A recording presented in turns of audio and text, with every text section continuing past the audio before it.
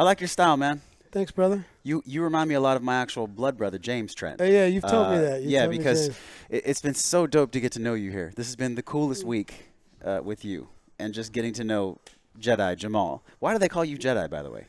So in 2006, I had the privilege of going to Guinea, which is in Mali, Africa, and I had the chance to get initiated into a group of Afrocentric mystics who study a Kabbalistic tradition known as the Ophanim, which is Ofanim. the Angels of Sacred Movement. And so I was there for about a month and a half with the Kone family, and I got initiated as the Jedi. Because when I think of Jedi, I think of Star Wars. Right. So Star Wars, Lucas nabbed that from the ancient Kemetic tradition of speaking on the mystics and the Sesh Meduneter scribes and guardians of the Pharaoh, who were known as the Jedi. The Jedi were initiates of Jehuti. So Thoth. This is like Fertile Crescent time, right? So this is like, we're talking like 4th, 5th dynasty, Djoser, King Djoser, Imhotep, and the Step Pyramid, which, predates, the known Egyptian traditions of the 18th dynasty and Akhenaten and King Tut, which was the 18th dynasty, by thousands of years. And so there are papyrus which speak of the Jedi, and the Jedi were initiates of Jehuti. So Jehuti became Thoth later on, or Hermes Trismegistus. So the Emerald Tablets of Thoth, those are the treaties of the Jedi. Man, why do you love this so much? This is so interesting about you. So you are so skilled in these old ancient modalities of living. You did plant medicine in 2001. That was the first time you ever did medicine. Yeah, it was Gerard's wife, lovely wife, and my dear sister friend, Brandy Powell, who put me on a plane and sent me to Osa de Guardia, which is in the south of Costa Rica, and I did medicine for the first time with Jonathan Miller Weisberger. What was that like to do that? And were you scared the first time that you drank plant medicine? What I was more afraid of was that the end of the world was coming, because it was about a month and a half after September 11th, and I literally, Josh, had not left my room on Yerba Buena Island for about a month and a half, because that particular weekend just before September 11th, I had partied my ass off, and I had taken a bunch of ecstasy with my then girlfriend and some of her lady friends, and we partied for about 4 days straight. So Monday, I was decompressing and coming down from a very, very long 4-day weekend, so to speak. And I woke up Tuesday morning to over 200 phone calls from family members, from Jehovah's Witness friends who had not seen me in over a year and a half since I had left. And they were like, turn on the news. The end of the world is here. You are in the devil's world, and you are going to die. And that's not what you really want to hear when you have a bunch of drugs still going through your veins and you just want to sleep for the next week. And so when I turned on the news and I saw what I saw, it throttled me. And I started to buy in, or I thought about the possibility of buying into this paradigm that I had left a year and a half ago, which was, this orthodox belief of the Bible, where there is only one true religion and there is only one group of people, and you cannot have a relationship with God or Jesus Christ except through this organization. And since I had left December 24th of 1999, I figured, well, they told me Y2K was going to be the end of the world. And before that, 1981. And before that, 1975. So I was living in this state of mind where any moment the end of the world could come. So I was going to party my ass off and hang out with the devil's children.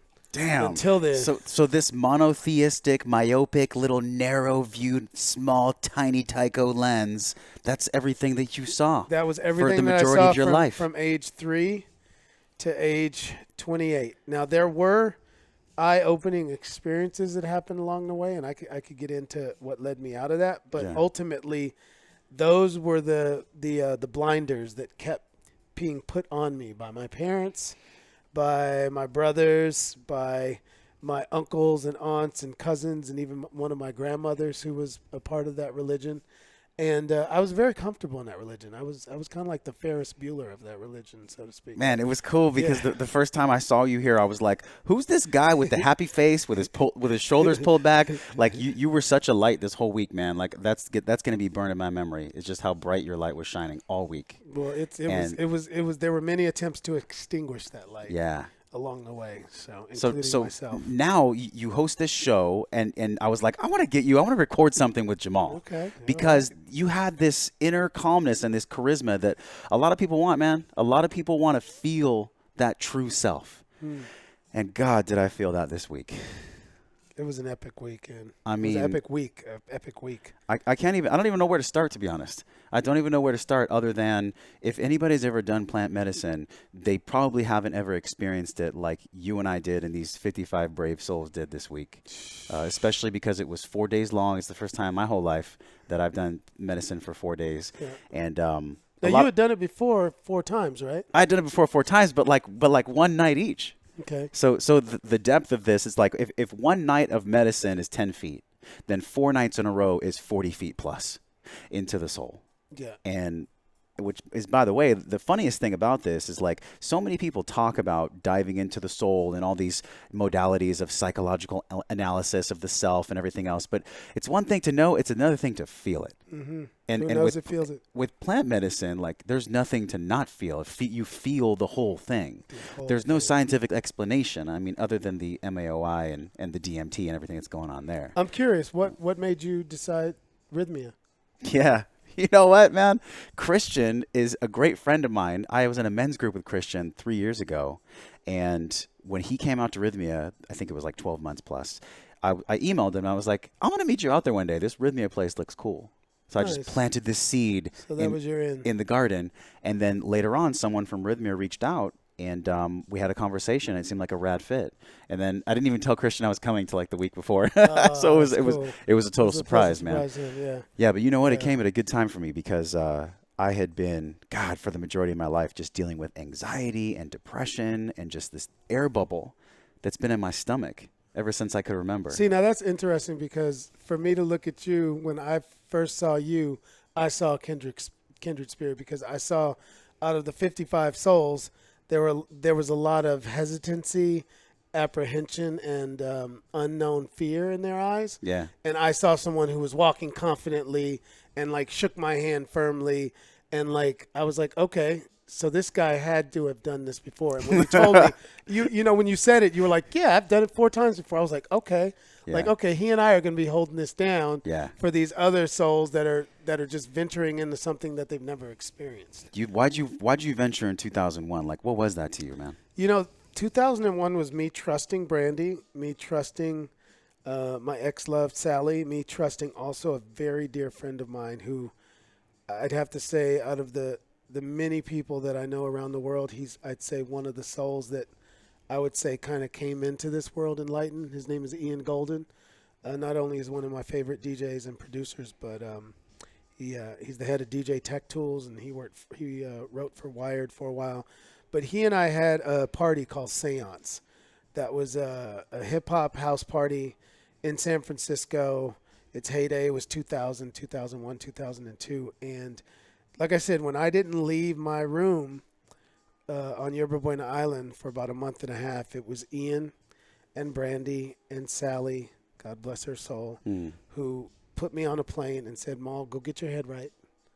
The end of the world is not coming. I remember I even checked myself into a mental hospital. I thought I was going crazy. Did you have a full episode? I was in a manhole working for SBC Global at that time, and I opened up this splice case, and this was this I had to say was maybe I know it was sometime during that time. I actually did go to work for 2 days, and that second day, I was in the manhole, and I opened up this splicing case, and all of these wires, these fiber wires, just came popping out. And normally they're all bundled and they're all identified. And I looked at it, and I was like, "This is my brain. This is my brain." And I literally sat there in this manhole looking at this splice case the entire day. And it took my supervisor and the lead foreman to come down the hole. And they used to call me Milky because I was the type of guy I'd milk a job. I'd take my time. I don't fuck up on something, but I take my time and I do it right. So they call me Milky. And they were like, Milk, are you okay? And I was like, this is my brain, bro. This is my brain. This is my brain. They were like, well, you got to get off of this street because this is a 5 p.m. street and there's rush hour traffic. And we need to close up this manhole. We need to close this up and you need to get out. And I was like, I can't work. Did you go from the wires to the ayahuasca? So they got me out of the manhole. They had my roommate come and pick me up and bring me home. Then he had to get somebody to come back and get my truck. And for a month and a half, I didn't leave. And my room, other than the 4 days that I checked myself into Alta Bates Mental Health Hospital. And while I was there, they gave me some stuff. I want to say maybe Depakote or something. And I slept and was just drugged and just in a coma. And the one day when I woke up, they said I had a guest visitor, and it was Ian Golden, my buddy. And he came and he sat with me in the courtyard, and he said, Ma, you're not losing your mind, bro. He said, you're not dying. In fact, you die every time you go to sleep. And every morning when you wake up, you're resurrected. So get your shit, man. Let's go. Let's get back into life. And so I went home, but I just couldn't face the couple hundred people that would show up at this weekly party on Wednesday who were just so full of light and so full of everything else. Yeah. And, you know, and at that particular time with September 11th hit San Francisco in its heyday because there was so much .com money. And, you know, I was doing visuals in nightclubs before it happened. And I had a company called E-Rooms with a buddy of mine named Matt Eastling. And we would do visuals and projections and all kind of stuff. And when September 11th happened, everybody was flipped upside down, literally flipped upside down, including myself. And so it took my ex-girlfriend, Brandy, and Ian to find this shaman. I don't even remember how they found him, but they found him. They said he's in the rainforest. His family's from Berkeley. They went and spoke to his family in Berkeley, and they put me on a plane. And I did a month and a half of medicine with You did a month and a half of medicine with him for your first round? I did a month and a half of medicine with him. You just and had dove some head first. profound visions. One night I slept on the beach. And by the way, on the way into his facility, you come into a little town called Sierpe. And Sierpe has these big, huge spheric balls that are made out of granite, I believe, and they're over 15,000 years old. They're all over the coast in Costa Rica. And so as I was coming into Sierpe, I looked at them, and I wondered what they were. And so they were just logged in the back of my mind. And on the medicine one night, I was called to go out to the beach. You know, and Jonathan's thing was he'd give you the medicine, tell you to go over in the corner and sleep, and then he'd be doing his thing, and hopefully you'd be there in the morning, and hopefully you'd be alive and awake. And then the next day we'd keep going. And so this one night I walked out to the ocean in the pitch black, like must have been 250 feet from the ocean, in the forest. You know, scorpions, snakes, everything. I just started walking toward the ocean, and I sat on the ocean, and what I saw, Josh, blew my mind. I saw these like 40-foot tall beings of light, of just static electricity, coming out of the ocean with handfuls of seaweed. And as they came out of the ocean, they went into the forest, and just beyond the tree line, I saw them exchanging this aquatic vegetation for vegetation that was being given to them by similar beings that were there on the land.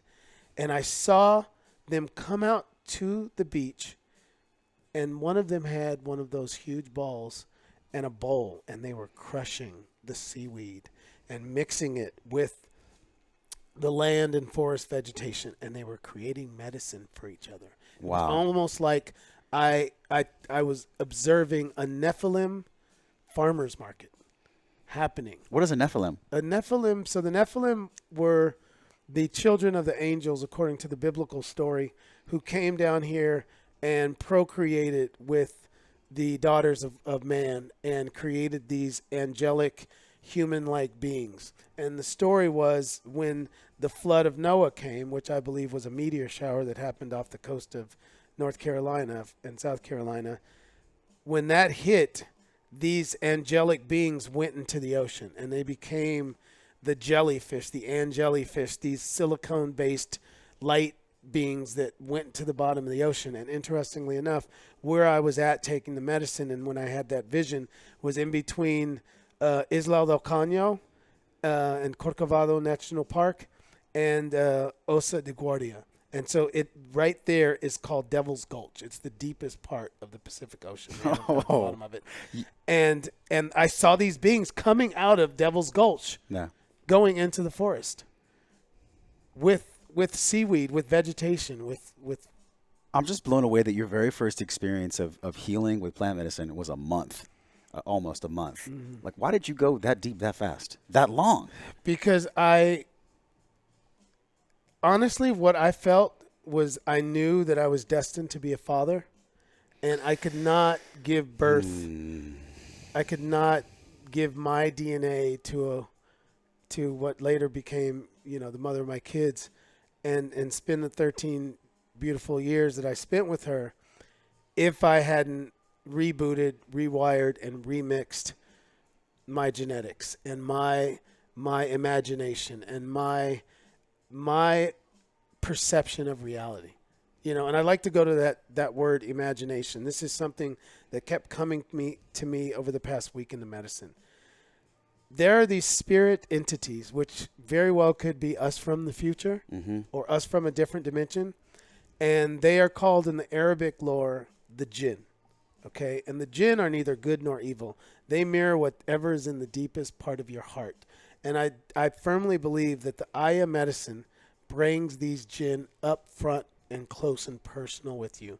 So that blackness in the middle of your eye is filled with your genetic jinn, so to speak. And if you think about that word jinn, you have it in imagination, you have it in generation, you have it in genome, you have it in genocide, you have it in genius, you have it in genetics, you have it in genesis, you have it in generous, you have it in indigenous.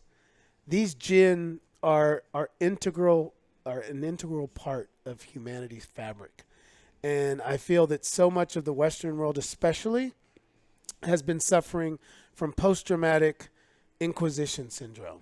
Ooh, what is post-traumatic inquisition syndrome? Our ancestors caught hell from the church. And you know who the first to catch hell from the church was? Women of European descent. I'm reading a book right now, which I strongly recommend on YouTube. It's called The Serpent and the Goddess. And this is all about the document cases of how the church decimated Europe's indigenous women population. It went after the witches. It went after the mystics and the goddess-worshiping priestesses who for thousands and thousands of years kept these tribes living in harmony with the universe, with the cosmos, and with nature. And they went after these women and demonized them. And like St. Patrick, but I'm sorry, I will never again but celebrate St. Patrick's Day. That guy was a bad man. There's a lot of stories from history that aren't that true. Yeah. And it's crazy. When I'm hearing you speak, I'm thinking about how much you know about history. What is your fascination with knowing about history and these sages and all these 10,000s of years? What fascinates you about this? Think about how I was raised, man. I feel in a way I was raised in an aquarium at the bottom of a fucking ocean. It had no top on it, but I was taught by the Jehovah's Witness paradigm to just swim around in my little aquarium. And thanks to medicine, thanks to The Matrix, thanks to American Beauty, thanks to The Dark Crystal by Jim Henson, thanks to mushrooms, thanks to marijuana, thanks to LSD, thanks to some really amazing music and really amazing artists, musicians, philosophers, thought leaders, and really good people that God blessed me to interact with once I left the church. my little fish soul was able to rise above the aquarium and explore the coral reef. And now I'm going into deeper waters and hanging out with orca whales and sharks and leviathan and aquatic creatures, sea serpents. And it's just a beautiful ride. I think this is what people want. People want to be able to express themselves like you do and like you just did. Well, what blocks people from that? I think it's really just either they don't have contact with their soul, they're not really connected with their heart, and maybe they don't actually know who they've become. Those are the three things that we dove into a lot this week. Well, that's interesting because it's in line with what Jerry says about how the soul splits.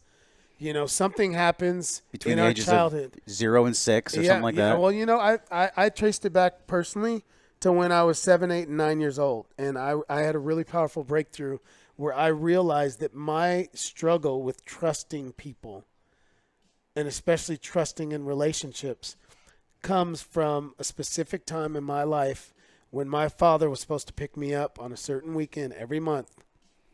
And I tapped in to sitting on the porch, waiting for him with my little suitcase packed, and hearing my mother tell my stepfather, I know he's not coming for him. I know he's not. He's going to break his heart again this week. And that's what happened many times growing up. Now, I'm very dear friends with my dad now. I had lunch with him before I got here. I'm going to see him when I get back to L.A. And I love him, but thanks to the medicine and thanks to Miranda and her beautiful workshop and thanks to Christian and his breath work, I was able to go back in time to 1977, 78, and 79 and sit there with little Jamal and feel what he felt and then bring him forward to merge with this Jamal and say, hey, man, I've got a bunch of things inside of me that show the opposite, that shows that humanity can be trusted. I've got a lot of stories inside of me of people who were there for me, who said they would be there for me, and they were true to their word. And you know what? If you look at who your father is now, he's nothing like that man that he was then. So why are you holding on to the results and the feelings and the emotions of what happened and what you experienced? And why are you damaging relationships because you want to be the first one to either be unfaithful or to hold your heart back because you had this feeling and this situation happened to you when you were younger? I'm thinking about the quote, the Carl Jung quote, until you make the unconscious conscious, you will call it fate. But it's all BS. It's all BS. It's all BS. It's all like your some soul, coded story. Like Jerry said, it's all your soul being separated, and you have to merge that back. It starts with that Vesica Pisces, where you find the empathy and the compassion to merge with that soul. And then through ayahuasca, you basically put yourself back together and in line with your original true nature, which is just pure love, man. Pure love, and trusting those around you, that everyone that you bring into your sphere was destined to be there. And if you are projecting positivity and love and trust and confidence, like I said about the jinn, there are jinn who feed off of those emotions.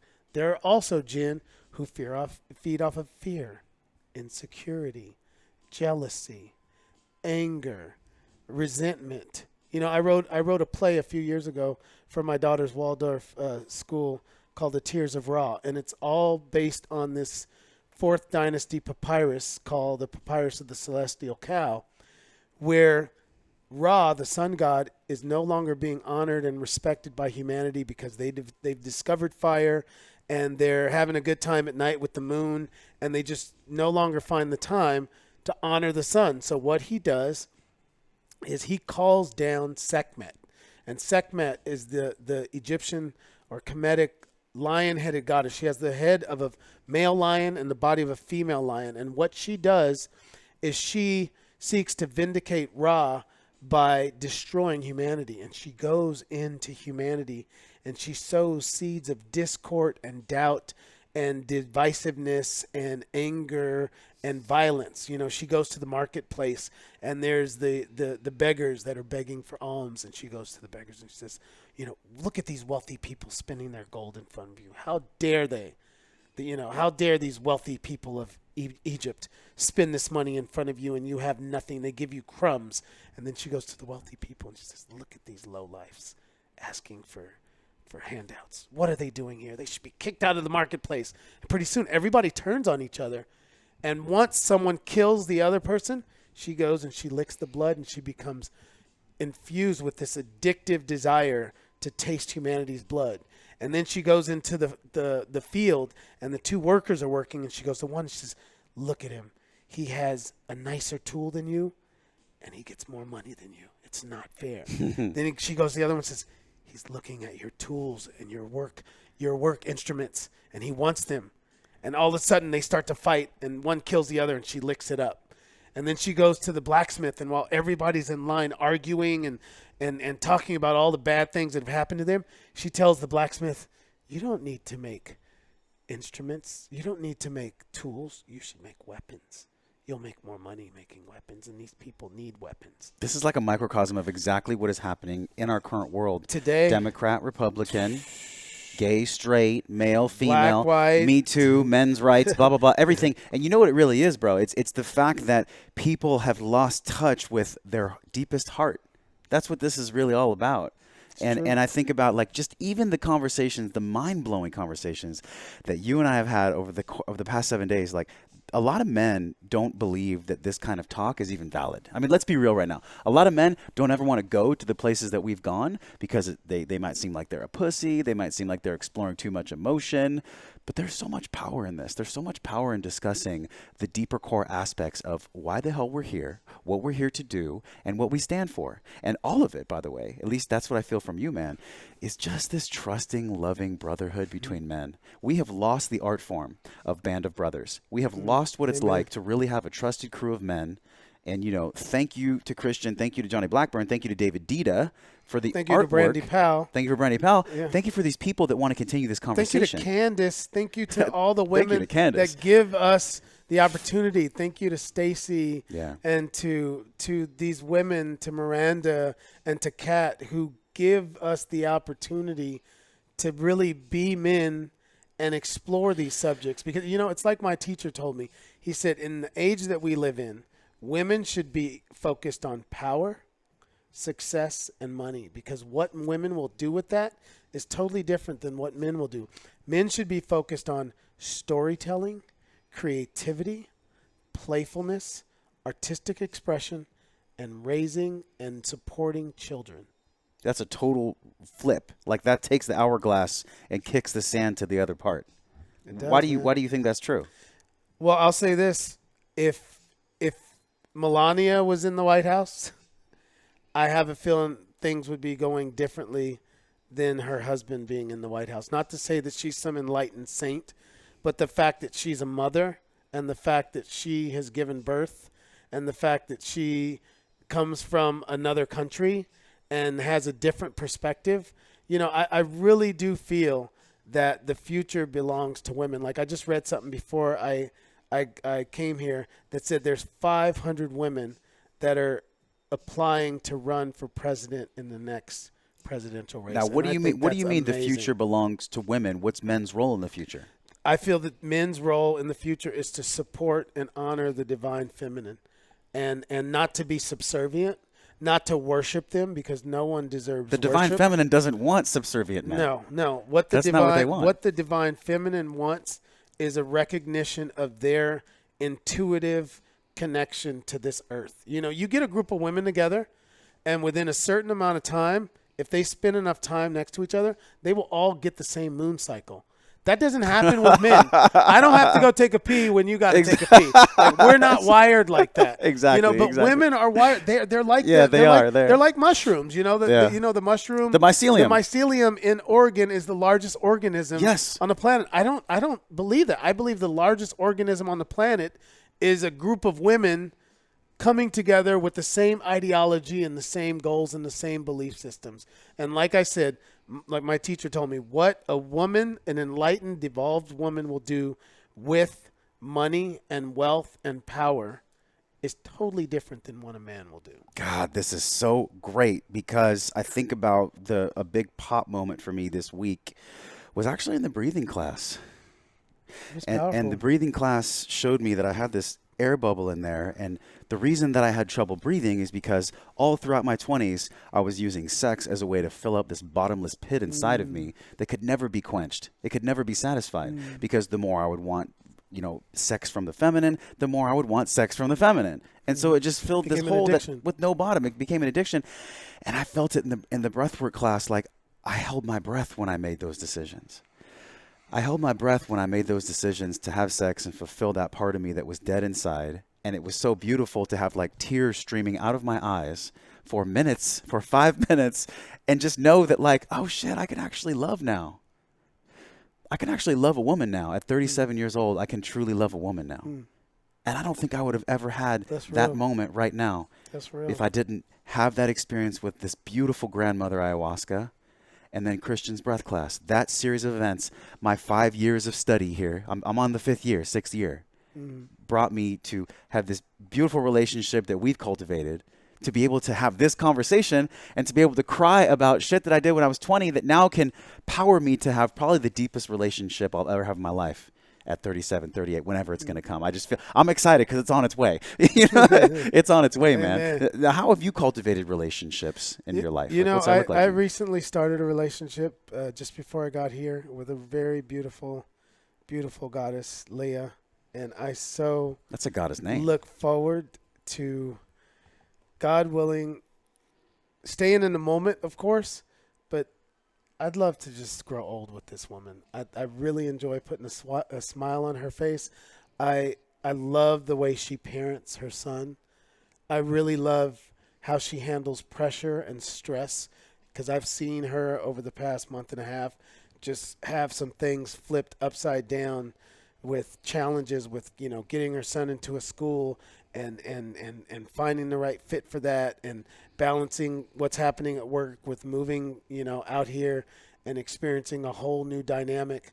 And I'm just so honored and thankful. And something that you brought to my attention is my motto is thank you for this. And I look forward to seeing you show up, Jamal, as a man who can honor and cherish her for a long, long time, and I feel like every relationship thus far has been a jumping pad into what I now have. And I don't know what the future holds, but I know that the way this feels, it feels divinely inspired, and it feels like I'm finally ready for this type of love. And so she fully supported me coming here, before I came, just treated me like such a king and just really prepared me for the journey down here. And we've been in touch the whole time since I've been here, and she's, been able to hear my breakthroughs and my stories. And just to have a woman who looks at me and listens to me and really cares about what's going on inside of me, and I effortlessly reciprocate that to her, it's magical. You've gone through a lot to get there, though. I mean, like, you've had a lot. You've had more. Listen, you've had more life experience than me, right? So this is why, going back to, people want good energy, people want good vibrations. If you choose to put those out, then people are attracted to you, right? And that's honestly like why I wanted to chat with you, man, because you put out this continuous great vibration. It's not an act. It's not bullshit. And I felt it from Chad. I felt it from I felt it from Leonardo. I felt it from Kent. I felt it from pretty much everyone here. I felt it from the people that served us the nutritious meals. Everybody has this calm confidence here in Costa Rica, Rythmia. What do you think they're tapping into here? What do they have here that we don't have in America? I feel like it's like the mycelium. It's like there's an undercurrent of spiritual energy. Call it jinn energy. But the spirits that live on this land that Gerard chose, there's some really, really powerful, loving, empathetic, compassionate, kind-hearted spirits. I mean, I have had some of the most amazing dreams in this room that we're sitting in right now over the past week. I have experienced nothing but love in the eyes of people that I've seen and that I've met here. Yeah. From the staff to, Aurelius, who gave me my massage, to the doctor who checked us in. Dr. Jeff. Dr. Jeff, like just the people that I've met since I have set foot on this land, I meet beautiful, amazing people all over the world. Damien, this guy's like a brother to me. I feel like I've known him forever. Just in the past week, I just really feel like my star seed family is coming together in such a profound way. I have beautiful people in Sebastopol, by the way, and I have amazing people down in LA and Venice, Amir McGall, my cousin John Nash, Fish, you know, all those beautiful beings. And they're people who are living their passion and their dream, whether it's serving food here, whether it's cleaning up this room, you know, whether it's doing art, whether like you doing this podcast. Just what I see in people's eyes is just infinite love and acceptance. And this is at a time where what we are being fed in the news and the picture that's being painted of our president in chief. I don't know the guy, so I'm not going to judge him. But what the news is presenting is it feels like it's meant to tear people apart. Yeah. And what I'm experiencing personally is just people that are coming together and full of love, and it feels good, man. This is what it's all about. I mean, I'm just inspired to mirror it and to take it and to project it out. This is where it all comes down to: do you love not just people, but do you love yourself? Do you truly love yourself? And this work of self-love, I think I've heard about it before, and a lot of people have heard about the business of self-love, the narrative of self-love. But true self-love is something I believe has to be learned through experiential. And I don't think you can have self-love that's presented to you in a book or even through a podcast. You have to go through the trenches, through the thresholds. You have to have multiple heroes' journeys in order to actually feel what self-love is. And you have to have heroes in your life that you look up to and that you're inspired by. And I think of this movie, this phenomenal movie that's out now, The Black Panther. You take the archetype of, say, T'Challa versus Killmonger. You look at T'Challa. T'Challa is the hesitant statesman who really doesn't want to be king, but he has to be king, so he steps into that role. He's heartbroken. You know, he wants to love, you know, the love of his life, but she's got her own goals and her own things going on. But he has this love and respect for his community and his family and his country that just trumps any insecurities or fears that he has personally, and it moves him forward. On the other hand, you have Killmonger. This guy wants to inject pain and hurt and destruction in everyone that he comes across, because that's what he has been feeling since he was little, when he had his father taken away from him, when he had no country and no home. He gets a thrill out of killing and hurting and maiming, and his disrespect for the divine feminine, as could be seen when he shoots through his girlfriend to get to Claw, and then when he grabs the elder woman when she doesn't want to destroy all the sacred plant medicine, he grabs her by the neck and says, "You do what I say when I say it." Like, you look at that, and it's so indicative of the two type of archetypes that men find themselves being projected into. What are those two archetypes? These two archetypes are the wrathful, vindictive mercenary who's actually hurt because he feels abandoned and he doesn't feel loved, and he wants everyone else to feel that pain, versus the cared for and loved statesman and king who is supported to be king by his mother, by the memory of his father, by his little sister, and by this group of women that protect him and support him. And I feel that every man today that is worth their weight are surrounded by really epic, amazing women, whether it's in their families, or whether it's women that they love and that they are attracted to, or even women that they once had relationships with, and now those relationships have turned into brother and sister spiritual relationships. And this is something that I want to put forth for men. When you have to let go of a woman's heart and give it back to her, we have to leave people better than we found them. And by and large, the majority of the women that I have had relationships with, I am still friends with, because at this point in my life, these women are like sisters to me. And we all were once brothers and sisters.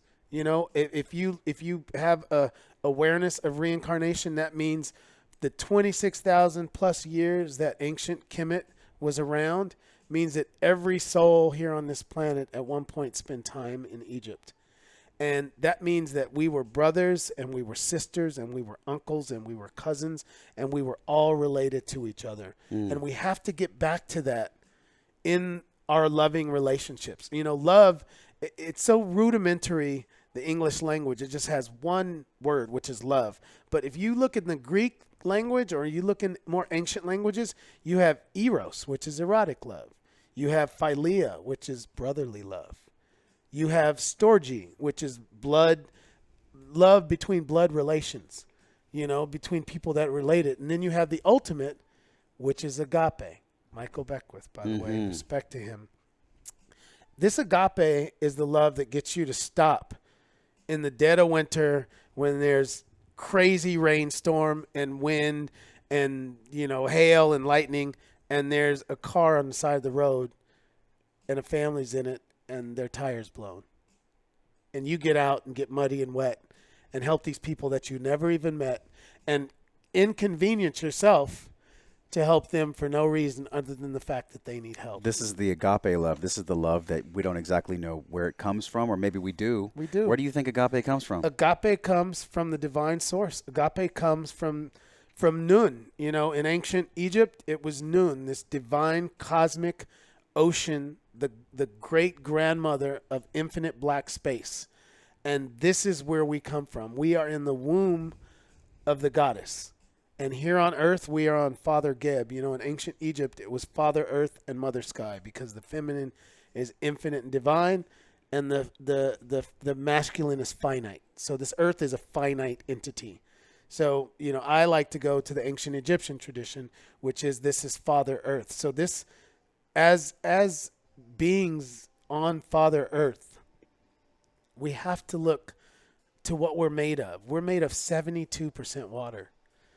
And according to the ancient Kemetic tradition, that's what the cosmos is made up of. That black infinite matter, that melanin that floats around in space is just infinite blackness. It's a cosmic ocean. And that's where we come from.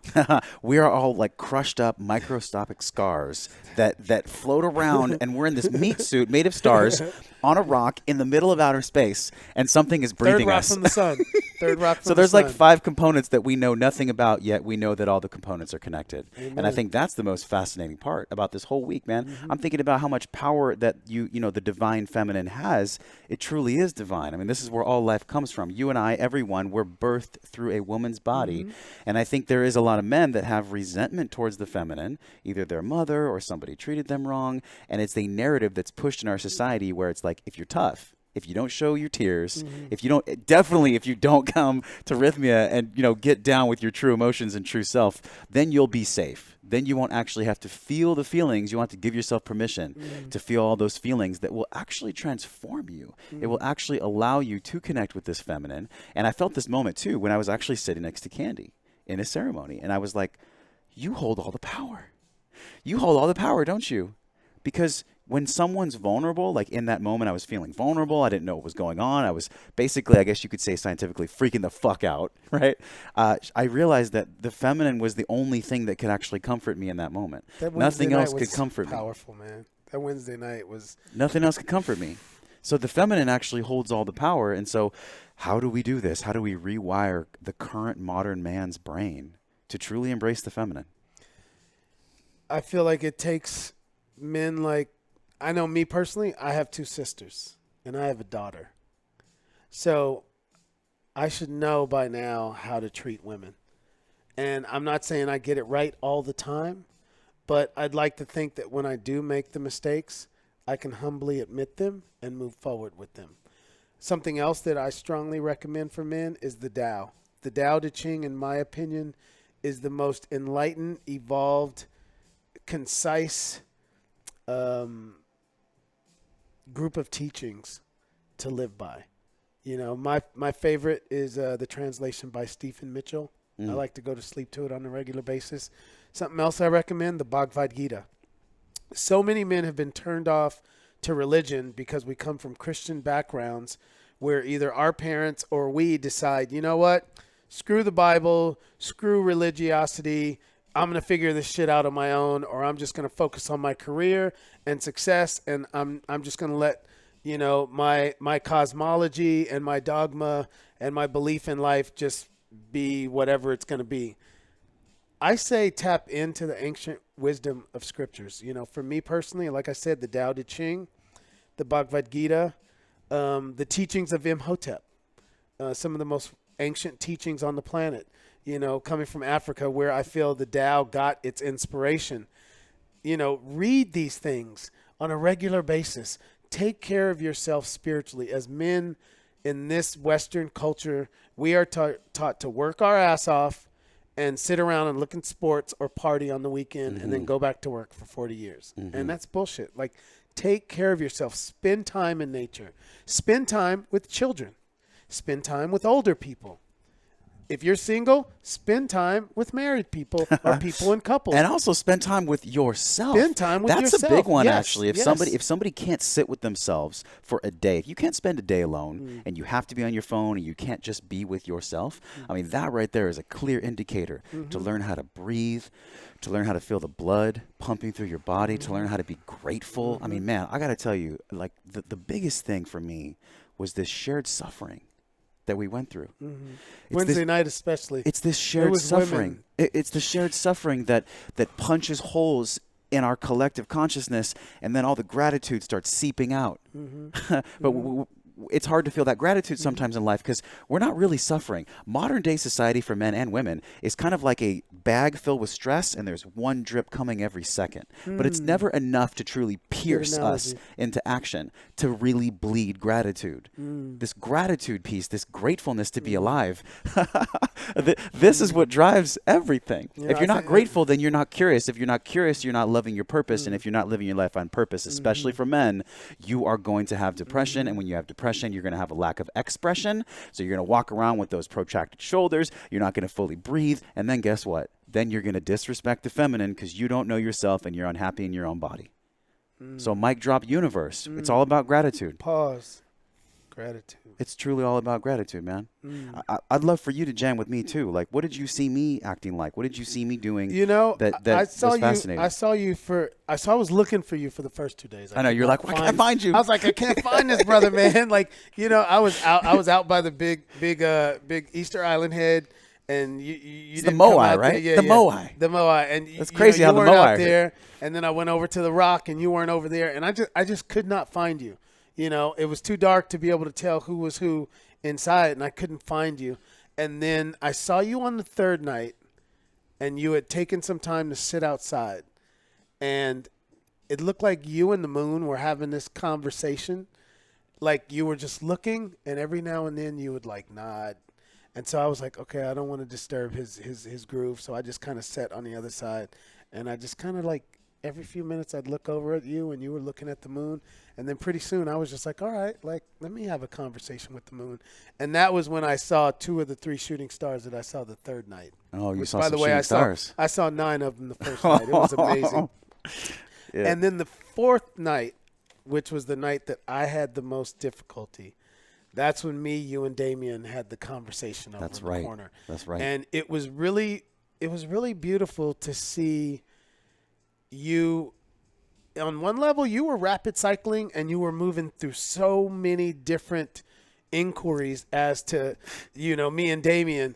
But on another level, I was able to look at it and I was able to say, this brother's able to get outside of his own trip and take an interest in what's going on inside of us. And I was really impressed. I was like, okay, like this is how his brain works. He's just shooting off questions. Yeah. And then I saw you disappear. And the next time I saw you, it was you and Scotty having this really beautiful conversation. And I didn't know what you exactly were saying, but the vibe that I was feeling was heartfelt, sigh, laugh, heartfelt, yeah, sigh, laugh. And at one point I just kind of laid like not that far from you guys, and I was just feeling the vibe of what was going down between the two of you. And it seemed like he had brought you to homeostasis through some type of reasoning and questioning. Yeah. And you you were down to earth. You know, your tone was a lot lower. You were speaking a lot softer. And it was very pleasant to be around, because where I was at in that moment was Mother Medicine made me feel like I was 50,000 pounds and I could barely move. And so to get over next to you all and just kind of lay there and just hear the vibe of the conversation was very, very soothing, and it was very, very healing for me. Thanks, man. Yeah, real talk. I definitely made some lifelong friendships here, and you're one of them. So I'm just super honored to have gone through this learning experience with you and get to know you, and just looking forward to all the fucking amazing things. Man, I want to come down and help put that garden in, man. That's right. We're going to build the garden in my mom's house. This man said he wanted to put a garden in for his mom. I'm a man that loves my mother. All right, I'm a man that loves my mother. I went shopping for her today and got her a bunch of stuff. Got my sister some stuff. Got my lovely Leia some stuff. Got my daughter. Got my grandmother some stuff. And I'm a man who loves my mother. And any man who loves his mother, I want to be their friend, because I think that's the greatest thing that we can do to start to heal this world. Because Mother Earth, you know, I call it Father Earth, but just the feminine energy, it desires our love, and it craves our love. And as men, if we can give that, you know, for thousands of years, we've given strength and protection and sustenance and this and that. And right now, what women need more than anything, because women can do all that stuff on their own by and large at this point in life. Mm-hmm. They need our love, man. They need our love. And it's about us learning how to give love to the women in our life and giving love to the men in our life who are giving love to the women in their lives. And that only happens with the trusted band of brothers who are willing to go to the war. Mm-hmm. Really, sometimes spiritual development feels like a war, but in the end, there's so much beautiful peace. You know, in the words of one of my favorite sages, Nako Bear, he says, "Don't waste your hate, rather gather and create. Be of service, be a sensible person. Use your words and don't be nervous. You can do this, you've got purpose. Find your medicine and use it." Bless up, Nako. Powerful words. Thanks for your friendship this week, man. Aloha keakua, brother.